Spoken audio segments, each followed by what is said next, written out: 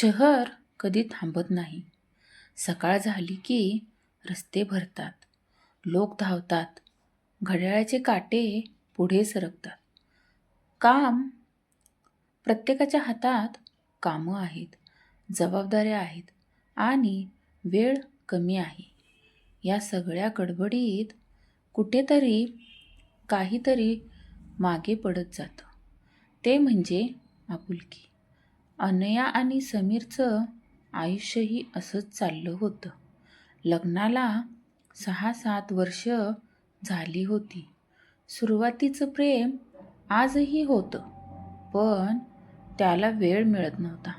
सकाळी दोघं वेगवेगळ्या दिशेने निघायचे, रात्री थकून परतायचे.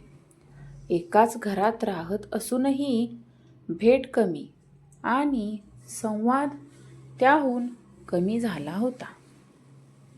अनया दिवसभर घर, काम, लोकांच्या अपेक्षा यात गुंतलेली असायची. तिला सतत वाटायचं, आपण सगळ्यांसाठी आहोत, पण स्वतःसाठी नाही. ती थकायची, पण तिचा थकवा कुणाच्या लक्षात येत नसे. समीरही वेगळा नव्हता.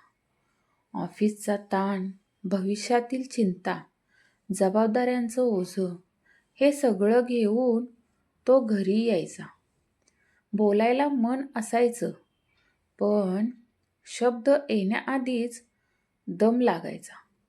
दोघांचं प्रेम संपलं नव्हतं, ते फक्त गप्प झालं होतं. कधीकधी अनया त्याच्याकडे पाहायची.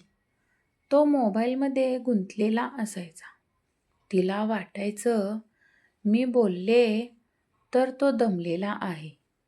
समीरही तिला पाहायचा. ती शांत असायची. त्याला वाटायचं, ती बदलली आहे. पण दोघांपैकी कुणीही थांबत नव्हतं. त्या दिवशी काही मोठं घडलं नाही. ना भांडण, ना रडणं. फक्त अचानक लाईट गेली. घर अंधारात बुडालं. टीव्ही बंद, फोन चार्ज नसलेले. अंधारात घर वेगळंच वाटायला लागलं, शांत. अनया खिडकीजवळ बसली. बाहेर रस्त्यावरचे आवाजही हळूहळू कमी होत गेले. समीर तिच्याजवळ येऊन बसला. खूप दिवसांनी दोघं असं शांत बसले होते. काही क्षण कुणीच काही बोललं नाही. आपण असं शेवटचं कधी बसलो होतो? अनयाने हळूच विचारलं. समीर उत्तर देऊ शकला नाही. आठवायचा प्रयत्न केला, पण आठवलंच नाही. मला आठवत नाही, तो म्हणाला. त्या शब्दात राग नव्हता, तक्रार नव्हती, फक्त थोडी हुरहुर होती. अनया त्याच्याकडे वळली. मला काही मोठं नको, ती म्हणाली. फक्त थोडा वेळ. उपाय नकोत, सल्ले नकोत, फक्त तू. समीरने काही बोललं नाही, पण त्याने तिचा हात धरला. साधा स्पर्श, न बोलता दिलेली साथ. त्या क्षणात दोघांनाही जाणवलं, आपण वेगळे झालो नाही आहोत. आपण फक्त खूप थकलो आहोत. त्या अंधारात अनयाला स्वतःचा श्वास ऐकू आला. समीरचाही श्वास शांत झाला. कुठेही पोहोचायची घाई नव्हती. काही ठरवायचं नव्हतं. लाईट आली, पण समीर उठला नाही. अनयाही नाही.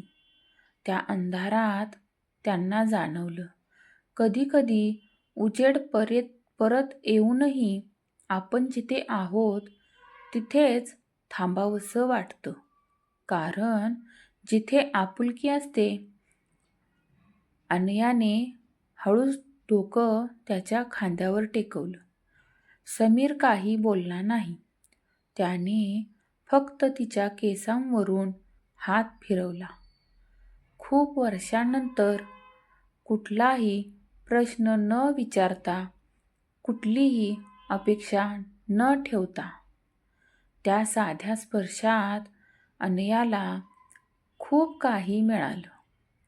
मी अजूनही तुझी आहे आणि तू अजूनही माझा आहेस. हे शब्द कुणी उच्चारले नाहीत, पण प्रेम नेहमी शब्दातच व्यक्त होत नाही. त्या रात्री दोघं जास्त बोलले नाहीत, पण मन हलकं झालं. झोप शांत आली. दुसऱ्या दिवशी सकाळ नेहमीसारखीच होती. घड्याळ वाजलं. काम होतं. जबाबदाऱ्या होत्याच. पण काहीतरी वेगळं होतं. समीर निघताना थांबला.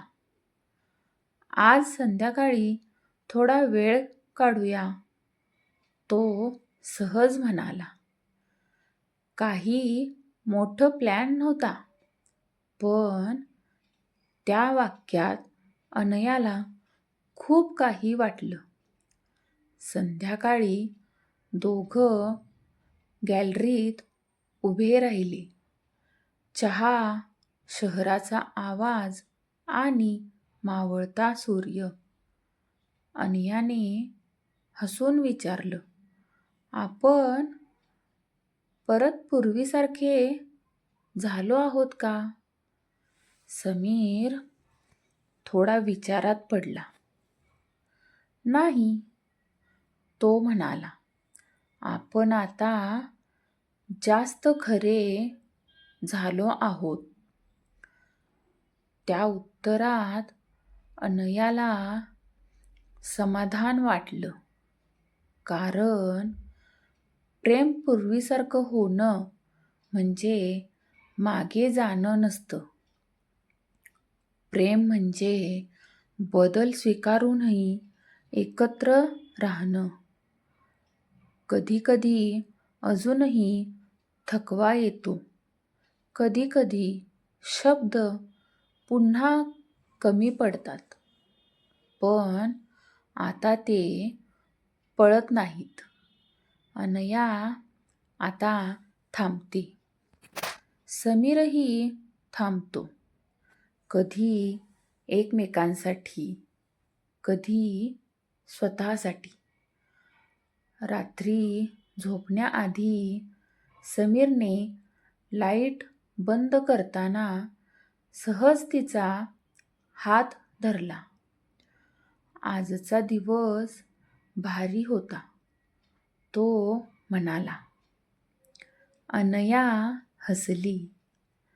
कारण काही खास घडलं म्हणून नाही, ती म्हणाली, तर आपण थांबलो म्हणून. त्या अंधारात, शांत खोलीत दोन थकलेली माणसं एकमेकांच्या जवळ होती.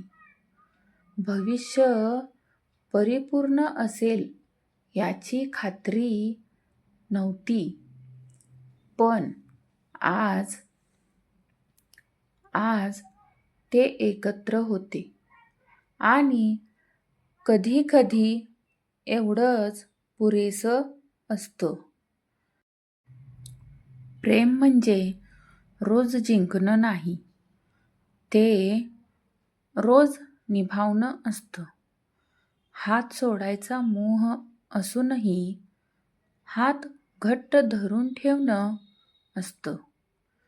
धावपळीच्या आयुष्यात जो थोडा वेळ थांबतो, तोच खरं प्रेम वाचवतो.